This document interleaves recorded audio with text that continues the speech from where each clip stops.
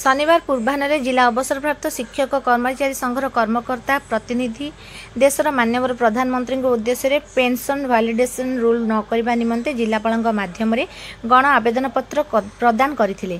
संगठन प्रतिनिधि दल मध्य सर्वश्री प्रोफेसर लक्ष्मीधर मिश्र, सभापति विश्वनाथ बेहेरा, साधारण संपादक प्यारेमोहन पट्टनायक, सुरेन्द्र जेना, मनोज कुमार सामंतराय, ब्रह्मानंद दास, मिनती ओता, आशालता प्रधान, बाईधर जेना, दासरथी महापात्र, रमेश चंद्र पंडा और संतोष कुमार महांती प्रमुख उपस्थित थिले।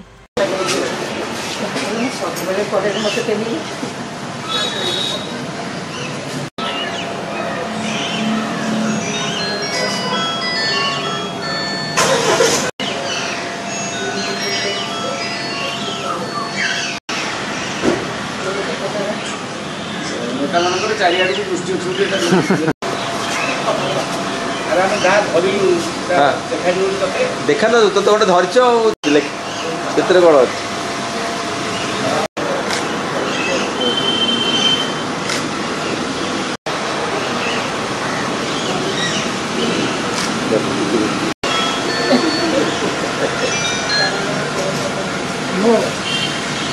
अच्छे पड़े